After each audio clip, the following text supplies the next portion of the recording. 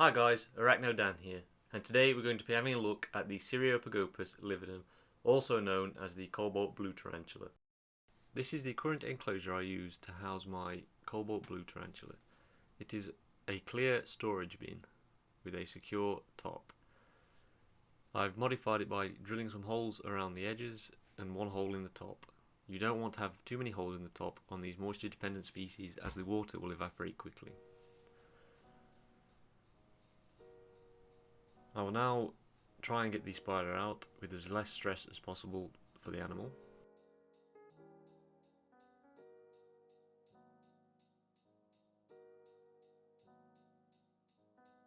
So I'm going to use one of these food storage containers as it is large and gives me plenty of room to work with, and try and poke the spider from inside its burrow. As you can see, the spider is not very happy about this. The reason for changing this enclosure is because I wanted to give this tarantula something with less floor space and more depth for it to burrow and feel more secure. As you can see, at the moment the current setup just isn't right for the spider.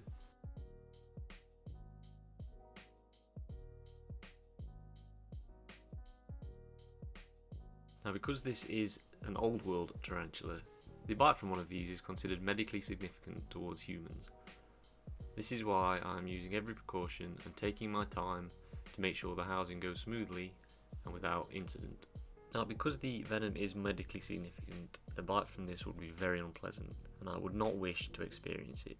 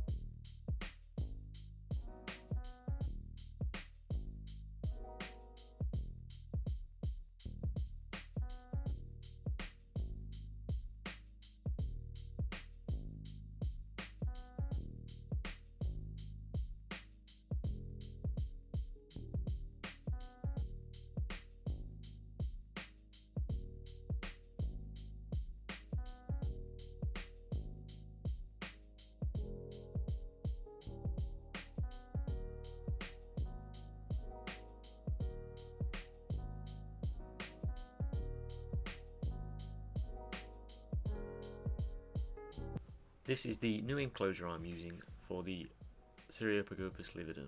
It is a Komodo nano habitat and is 30 by 20 by 20 in dimensions. Now, I used the substrate from the old enclosure as it had not been in there very long and it was already nice and moist.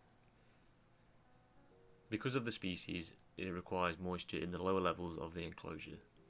It is a mixture of cocoa fibre and vermiculite.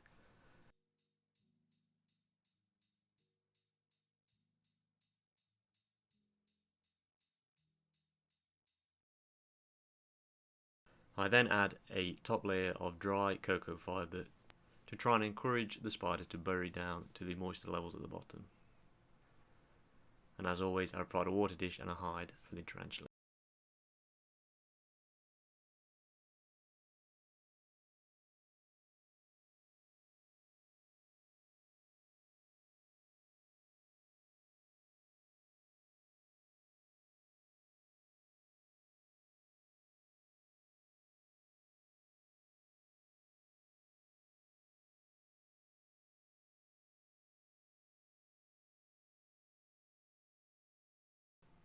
Now, if you aren't confident in doing your rehousings, you can just place the container with the spider inside the enclosure, take the lid off, and leave the spider to come out on its own. I've tried this a few times, but sometimes I find that the tarantula will not come out of the container but will instead web up the entrance to it and use this as its hide. Now I like to get the spider out of the container into its enclosure straight away. Again, it's important to be careful but also confident when doing these rehousings.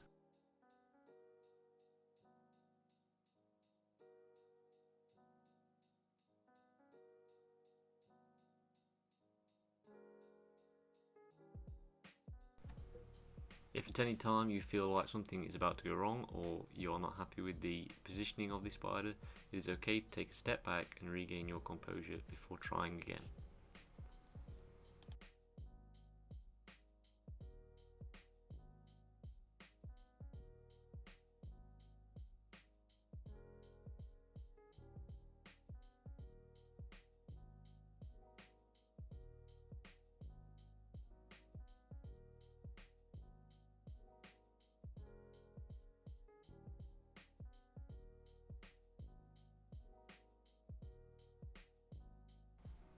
Now the top of this enclosure isn't ideal for this species as it is obviously wide open with ventilation. I have made a perspex top for this enclosure, which if I notice the substrate drying out too quick, I will switch out as it has less ventilation.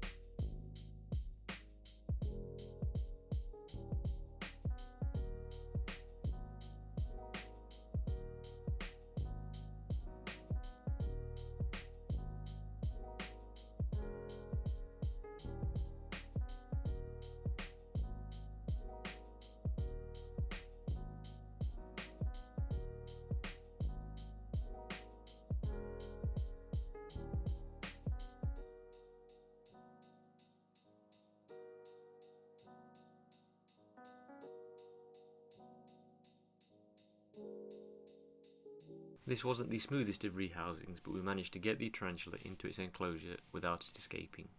Therefore, this was a successful and safe rehousing. As we can see, the tarantula is very grateful for its new home.